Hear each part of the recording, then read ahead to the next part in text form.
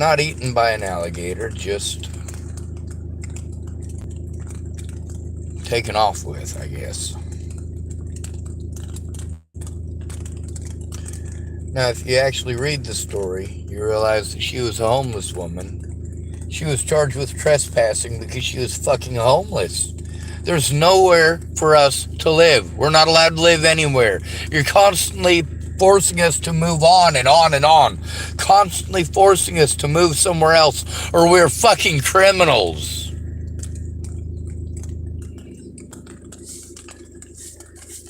Yeah, of course she was gonna get eaten by a fucking alligator. Forcing somebody to live in those conditions. What the fuck? Take me to Tillamook Sporting Goods. Alright, Tillamook Sporting Goods. Let's go. Anyway, they try to make her sound like she's some sort of person who must have deserved that because, well, she's homeless. That ain't okay. That's certainly not fucking okay. And it sure as hell isn't okay for police to be preying on homeless people nationwide. Avenue, then turn right onto US 101 North. I've also recorded. Sporting Goods may be closed by the time you arrive. Alright, fine. Shut up. Alright, good. So, this lady getting eaten by the alligator, people also felt bad for the alligator. I mean, they put the alligator down because the alligator was swimming through a waterway in a rural area, urban area. Yeah, a lot of people saw that 14-foot long alligator going through the area with that woman's body. Now, how she died, they didn't say. I'm not sure they even know yet. They probably don't. Some of the bystanders said the police weren't very nice to the alligator when they killed it either. That it was yanked out of the water and shot multiple times. Now they show more humanity. More humanity towards the fucking alligator than the homeless woman. She's a criminal for trespassing, right? Is the animal a goddamn criminal for existing? Huh? You gonna lock up all the alligators for existing in that fucking land? You gonna lock up all the squirrels? How about all the fish? You know, there's planks living there too. We might as well dig all them up, arrest them, and take them to fucking jail for trespassing. Jesus goddamn Christ, when is enough of fucking enough? Honestly, it's never enough with these fucking people. Every fucking cop in this goddamn town shows themselves to have literally zero morality. None.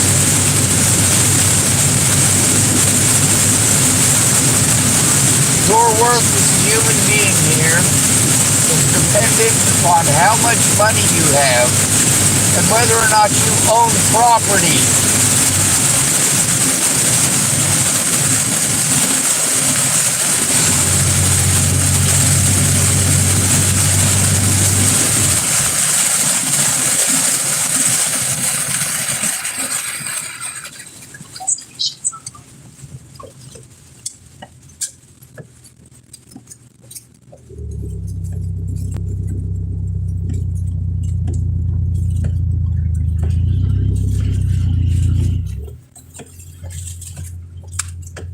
Alright, I'm gonna walk through, see if I can find any decent tobacco sticks in some of the ashtrays. They're probably all soaked, but only one way to find out.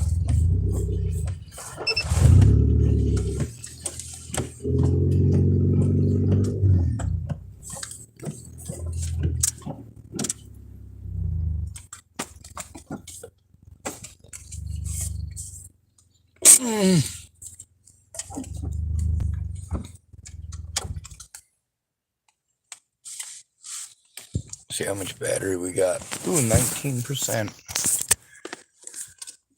Alright, I'll walk through and see if there's any decent snipes. Nobody really to panhandle here tonight, but it's alright. I got enough for coffee in the morning, and I got enough to get a little bit of gas. Not a gallon or anything, but still better than nothing. It's a good start on the day, you know?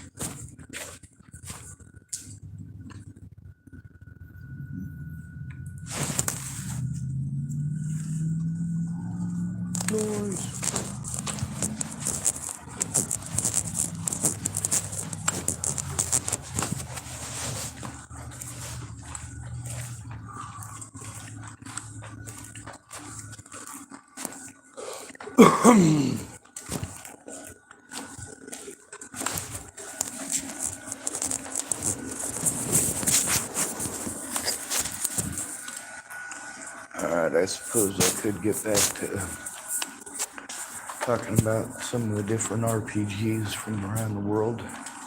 Different variants of the RPG too, matter of fact. So the RPG2 is built in a lot of different countries.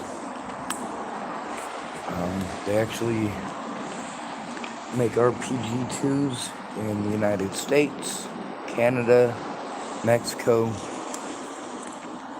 Every country in South America has their own variant. It's common with a lot of rebel and insurgency groups, because if you get a hold of one, you can make hundreds of your own based on just that one. Simple to reverse engineer. It's just a matter of getting one and measuring it.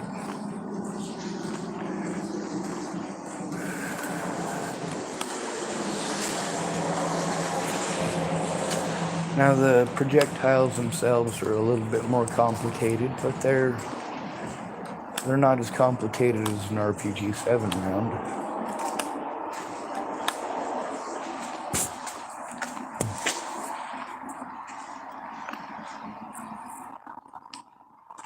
I guess there's something like 27 countries that make licensed copies of the RPG-7. The RPG-2 is basically obsolete by the time it came out, so it doesn't even hold a patent that's worth keeping. It's also past the due date. Anybody can make an unlicensed reproduction of an RPG-7 or an RPG-2. The United States itself makes a unlicensed reproduction of the RPG-7. It's not really a reproduction, it's new manufacture, and it's made of different materials, lighter materials, and it's also supposed to last longer. It's supposed to last 1,000 shots. Now that's a lot different from the very first versions, isn't it? The very first RPGs of that sort, the RPG-2 and the the RPG-7 is a kind of a combination between a bazooka and the way that it works and a Panzerfaust and the way that it works, because it is both black powder propelled as well as, well, just like a Panzerfaust, but it's also rocket propelled like a bazooka round.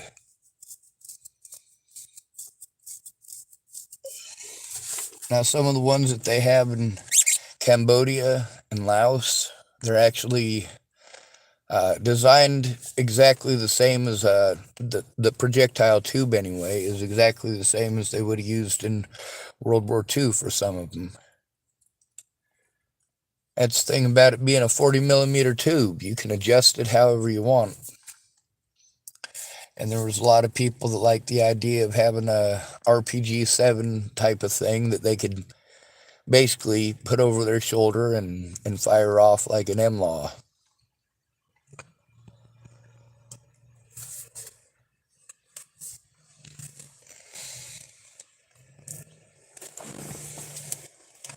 Just a matter of pressing a button down.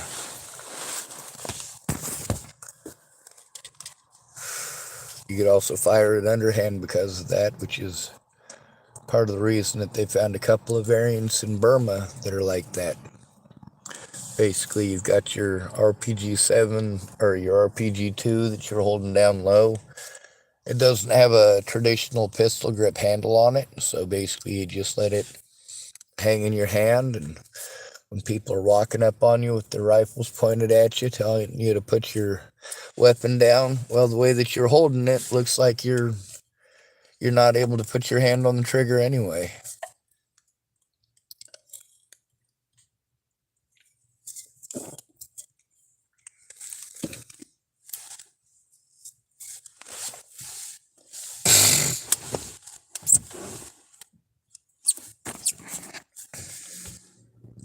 Some of them are kept in horrible condition. The RPG-2 variants, though, they're the bread and butter of most of the world. The RPG-7 might be a worldwide icon, might even grace some flags of some countries in the world. because similar to the AK 47, the RPG 7 is a sign of the Soviet world, and that does, to some countries, represent their freedom. Some African nations credit the AK 47 and or the RPG 7 with the reason that they are a nation today. And some of those nations, they blame the AK 47 for basically life itself. They are alive because of the AK 47.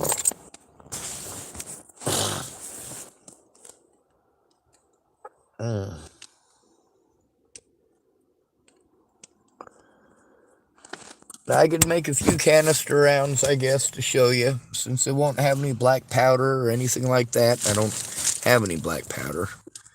But even if I did, I could probably make a couple of the canister rounds to show you kind of the idea of how they work. And since I won't be showing you with an actual weapon or an actual firearm, it'll be pretty easy for you to follow along and understand.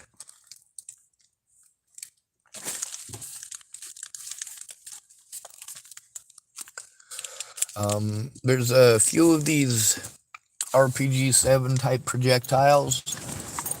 They're fired from enclosed tubes. That's one of the biggest problems with the American tubes. You basically look at a universal use versus universal safety. If you've got your projectile that's got a pressure sensitive tip that if you smack it too hard it'll explode, well, it seems to reason that you would want to put it enclosed inside of a tube that extends beyond the tip of it. That way, the tip doesn't smack into stuff and explode. But also, seems to reason that if you have a tube that's 64 millimeters wide or 62 millimeters wide, depending on whether it's the NATO version of the damn thing or the Warsaw Pact version, that doesn't work too good. Now, the 88 millimeter round that comes off of the that's capable of being fired from the RPG 7, they have a version for the RPG 2 as well that's also the 88 millimeter. There is no way that you're going to fix that or make that fit into a 62 or 64 millimeter tube. It's just too big. Now, as far as the anti-personnel rounds that they fire out of these things, it basically looks like somebody took a pencil and blew it up. I don't mean blew it up as in exploded it. I mean, it's like they took one of these golf pencils here.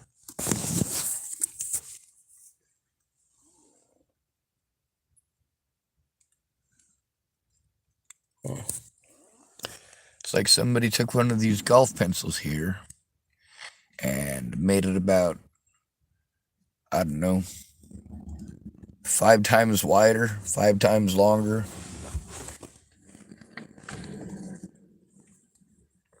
I was looking at some of the rounds that they're using over in Burma. This is a pretty good idea that I'd never actually thought of. All right, so they have fletchet rounds, right, that we fired in Vietnam. Well, they take these, basically it's a nail, and they sharpen it at one end, and then they flatten it on the other end, and that way it's got one side that's a projectile, and the other side basically gives it like a fin for drag. Now, one thing that they were showing is that you can take a pair of side cutters, and they were just cutting them off, one after the other, after the other, after the other, and it turns out they were using dull side cutters, and the reason they were using dull side cutters is because it would basically crimp both sides of it, but one side would end up getting crimped flatter than the other side, where it cut or broke, and then they would basically just have to cut it with a sharp pear at an angle on one side of it. And then you take a whole bunch of those, you throw some water on it, set it in the sun overnight, and then they'd take those and they'd wrap it up in a bamboo bundle. And, of course, a couple of pieces of string around it. There's a lot of different ways of doing the same thing.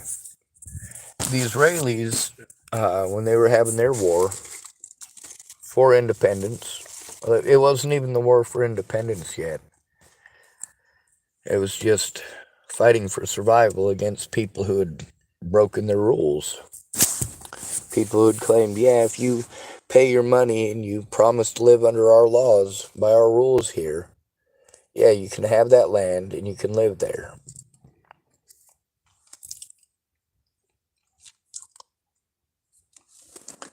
Well, the hatred of the Jews runs deep, apparently, because they were slaughtered. One settlement, over 20,000 people were slaughtered at the settlement. And apparently they never went and pulled out the bodies. You can still go there to this day and see the bodies where they lie.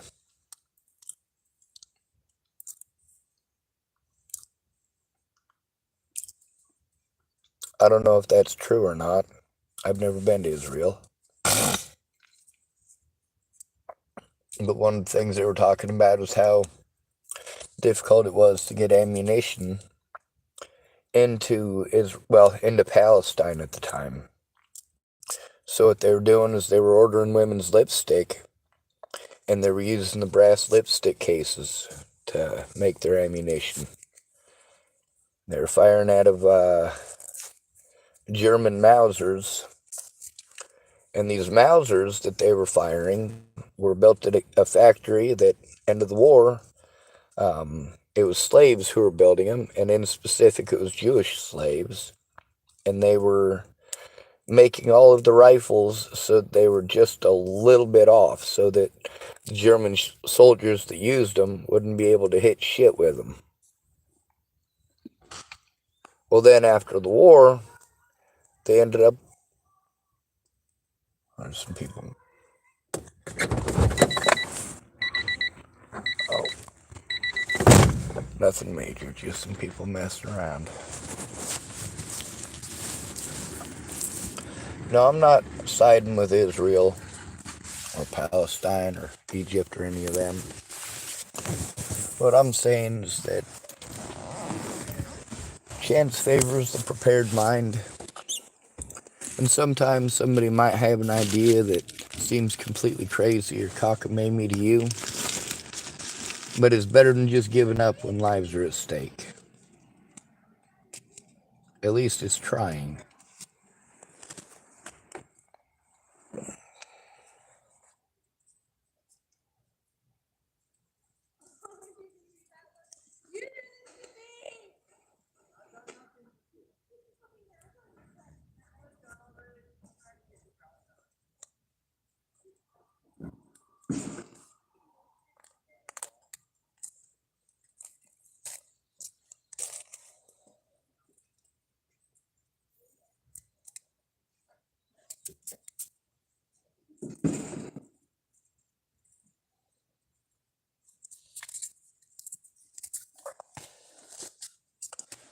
Now, one of the things that I highly recommend is not fucking around with rockets.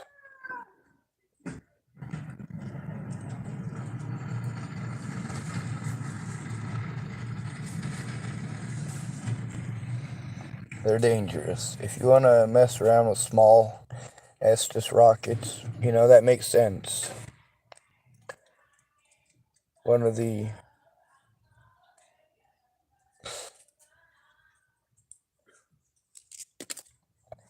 Figured I'd let the lady sing.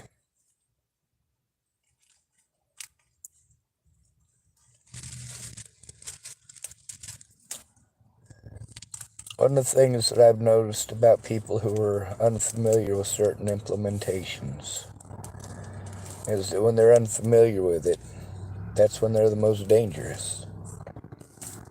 You may hate guns more than anything else in the world, But even in that case, I still recommend that you learn how to use and operate a firearm. That way, if there's a situation where you have to operate it, let's say, for example, well, you're babysitting for the neighbor, and the neighbor kid, well, his dad owns a firearm, and he doesn't keep it safe. So the neighbor kid comes to your house, and as he's pulling something out of his backpack, you're across the room, and of course, you notice that it's a firearm, a very real firearm. Well, you, being unfamiliar with firearms, you might run up and try to grab it from him, and in the process end up shooting yourself or that child just because you didn't know how to grab it without, well, preventing it from going off.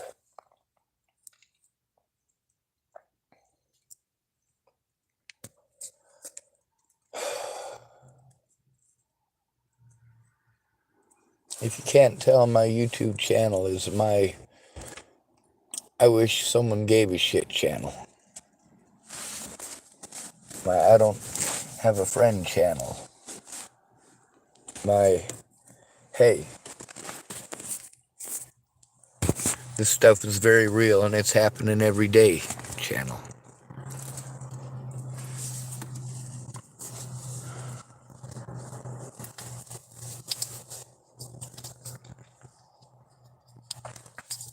This cap here is a Coca-Cola cap.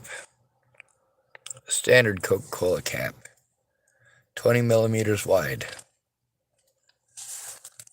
The RPG-1 had a 30 millimeter internal diameter tube. The RPG-2 had a 40 millimeter internal diameter tube. Same exact diameter as the German Panzerfaust, other than the Panzerfaust Klein. And the same diameter as the RPG-7.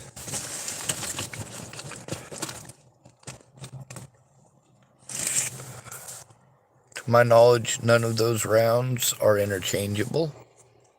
However, to my knowledge, there is actually a RPG launcher that will launch all three types. That's cool to know.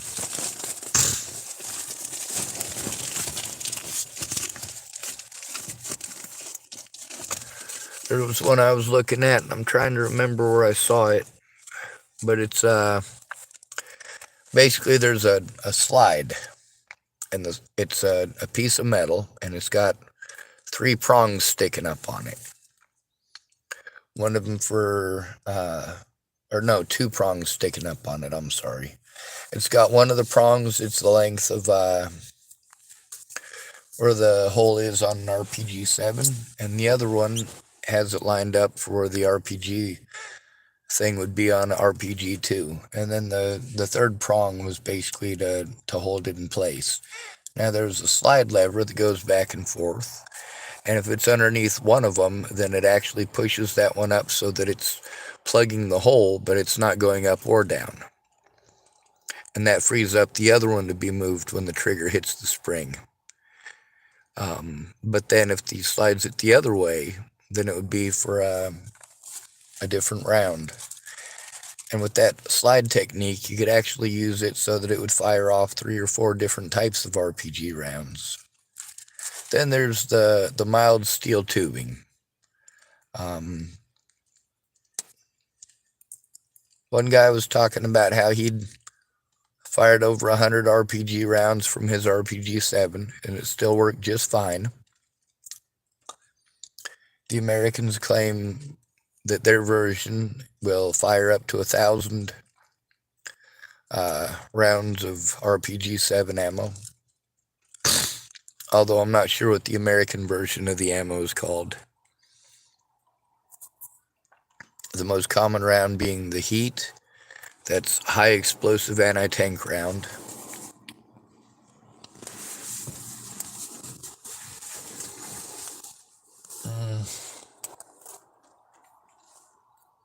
I think the ultimate launcher would basically, it'd be a RPG-2 launcher that's got the option to fire an RPG-7 rounds or Komar rounds as well.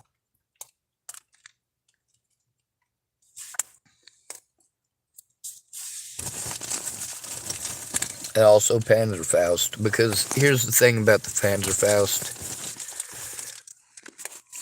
It may not seem that spectacular, and it really isn't. I mean, it's only functional. It's super short ranges.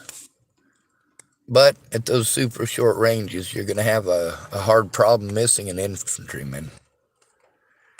It might be a little bit difficult getting your bead on them with a rifle, but you drop something like that in the general vicinity, that's good enough. It's going to shoot a jet straight into the ground, possibly 6 to 8 feet, depending on the soil. But also, it's going to kick a lot of dirt and a lot of debris up, and anybody that might be coming at you with the intention of harming you is going to be at least temporarily blinded. Or temporarily hindered because they're covering their eyes.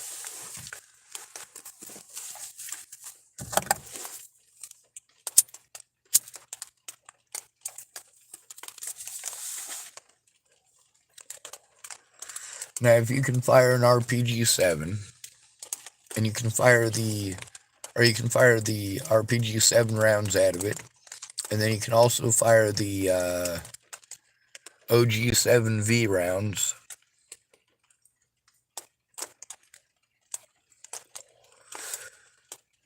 The OG-7V seems like something that should be able to be fired out of a RPG-2 or an RPG-7, and they should have designed it that way.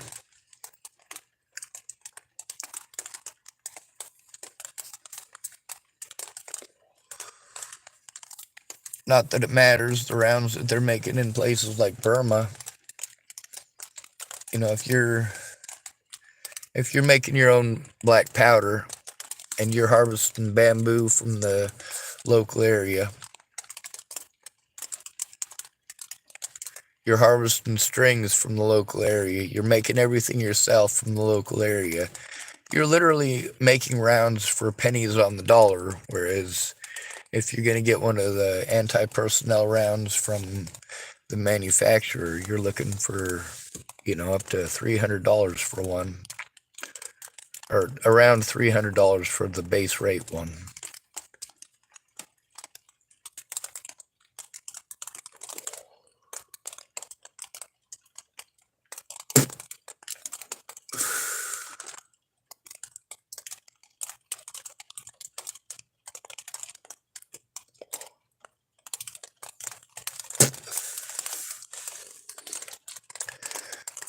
When it comes to this stuff, there's multiple purposes for talking about it on my channel. Number one is getting red flagged. I don't mean by Facebook or YouTube. I mean, it gets my channel looked at by people who are hopefully government officials of some sort, FBI, maybe the state or local police agencies.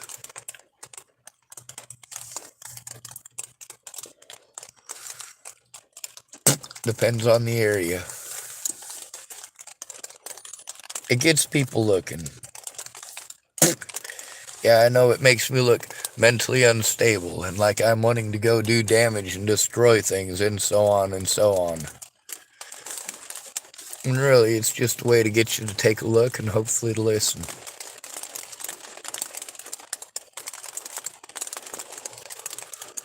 There's a video on here on my YouTube channel called Gagacian Weaponry. And it's a conversation between me and a guy who, well, he wanted to use an engine design that I had and use it for killing people in a place called Azerbaijan. I'm not down with that. So I didn't make him any engines.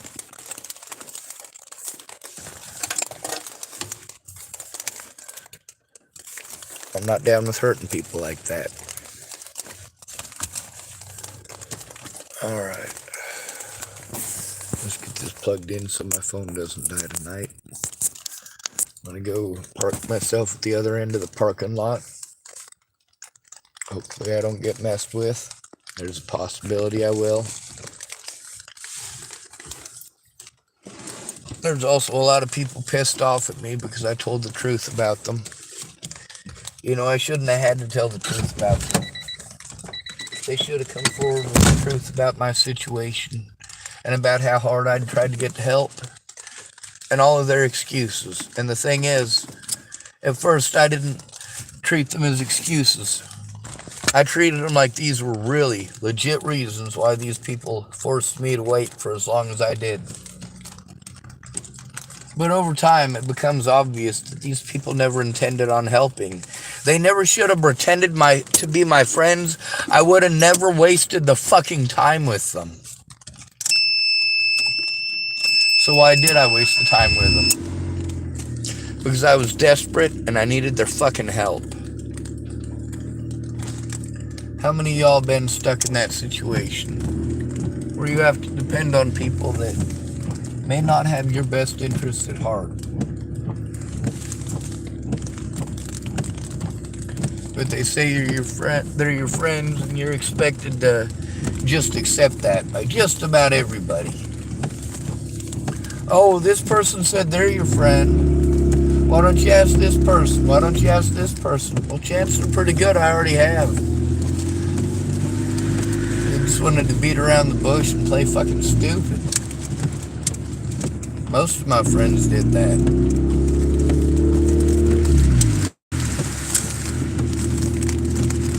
Eventually you stop calling them friends. Anyway, if you got an RPG-2 round, it's a chunk of bamboo with a rope made out of a vine and it's filled with rocks. And you got a propellant charge right behind it, made out of basically the same shit.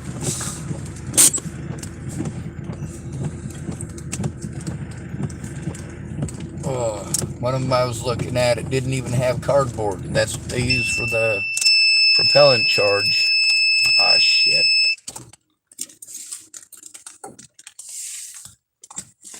They use a cardboard tube and they put the black powder or cordite inside of the cardboard tube, and then they've got a waterproof paint that they put over the outside of it to kind of hold it together, prevent it from getting wet. Now, in some of the ones that they're making in, I want to say it's the Burmese ones.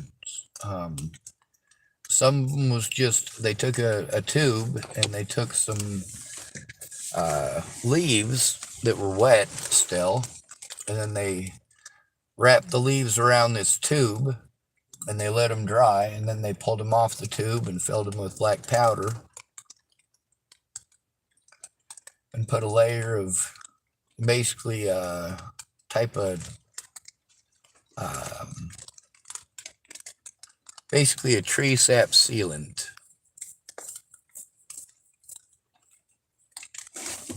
And when they talk about Ted Kaczynski, this is one of the things that, well, all this stuff comes up on my news feed. From time to time, they start referencing Ted Kaczynski. And there's a lot of stuff I didn't know about him, because I fucking never paid attention. I didn't give a fuck about the Unabomber.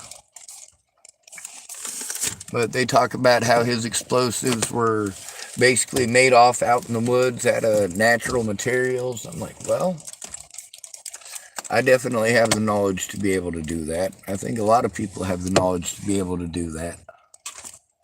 It's just whether or not they're willing to.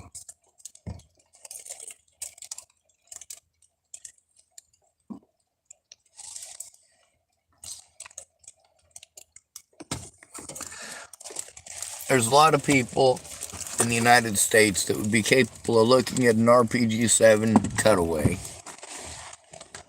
and the round for an RPG-7 and be able to reverse engineer it, no problem. There's a lot more people that would be able to do the same thing and reverse engineer an RPG-2.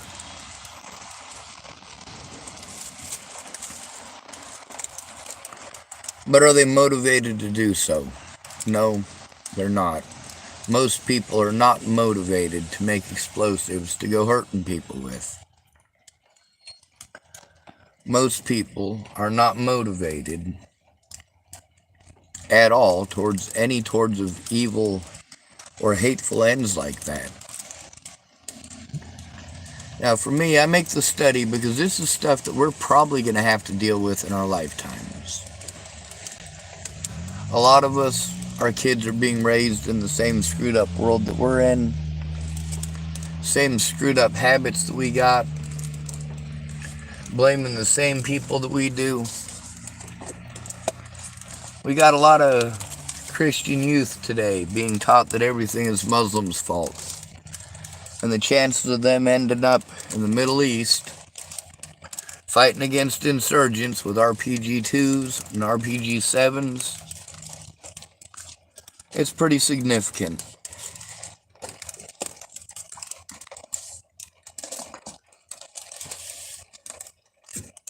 We got Russia trying to come back onto the world stage and show that they're not toothless. Oh. Looks like there's a light down there. The police just pulled somebody over.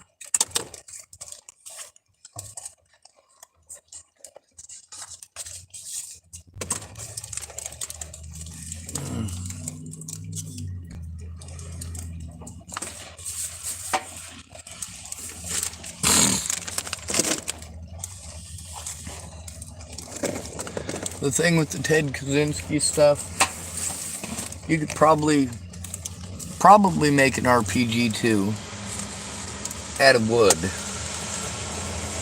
and lacquer.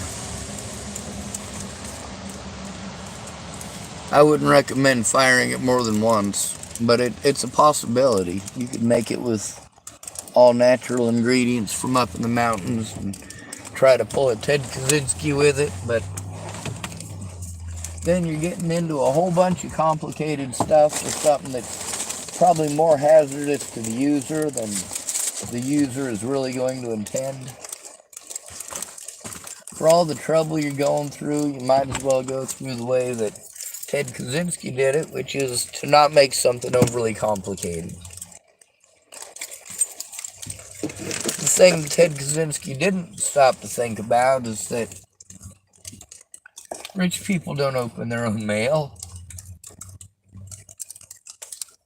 That was mentioned in one of the shows about him, is that he kept on sending packages to rich people, thinking that the rich people were going to go out and collect the packages, disturb what was in it, and blow themselves up. But instead it ends up being somebody that works for them. It's ingenious. You got enough money, you can pay poor people to take all the risks, including the risk of opening your mail when you're an asshole enough that people want to send you mail bombs. There's a lot of stuff that I'm capable of doing. Well, have the education that makes it capable. It doesn't mean that I have the means. It doesn't mean I have the money. It doesn't mean I have a place to do it. And see, this is the part that fucking sucks. Is that I just needed a safe place temporarily so I get everything fucking put together. Instead, I ended up stuck with fucking alcoholics and fucking child abusers and shit like that. I'm going, what the fuck? Have I walked into the goddamn Twilight Zone? There's a bunch of people that I'd been friends with for years and years and years and didn't even know that they were registered pedophiles. There's people I was friends with for years and years and years that I didn't realize were convicted of abusing their own kids. And I didn't find that out until after Natalie was dead, after they'd promised that they'd help me, and then they realized, oh shit, this is a fucked up situation that's on the news. Yeah, somebody who's a registered pedophile is definitely not going to want to put their name on anything in that direction.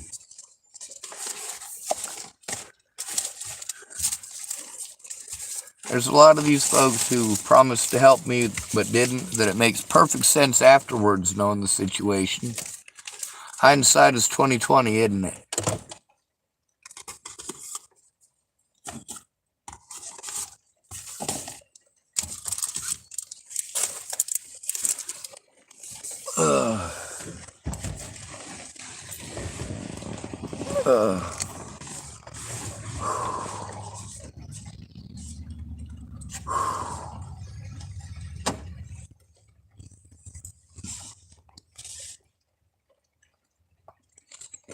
Here's the thing. All it would have taken was for one of my friends to actually give a shit. Not to be just pretty words. If your friends care about you, then when you go to them about being harmed, they don't try to talk you out of turning in your fucking predators. This part right here is the part that makes every woman in America scary to every single man.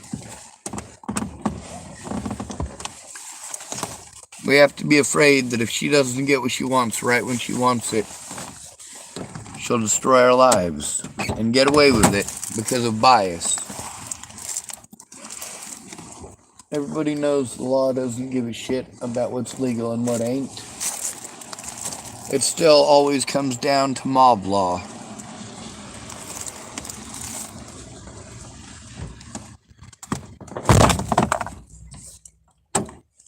Like, sure, you might vote to have it illegal to own slaves in the United States, or at least private ownership of slavery. You might make that illegal, sure. But if there's a whole bunch of people that disagree and are willing to raise arms to show you that they disagree, well, you're kind of fucked. You end up with a civil war and the like.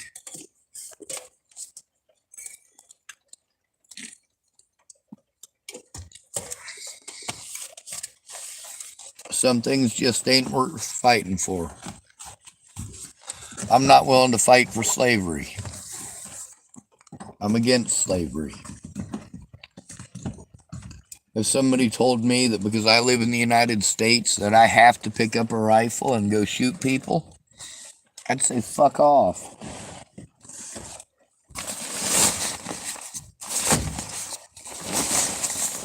Well, I'm told that there's soldiers somewhere in the world fighting for rights that I don't fucking have. I'm actually here in the United States fighting for those goddamn rights. So there's no soldier fighting for my rights. I'm fighting for theirs. And the rights of everybody else on the goddamn planet, too.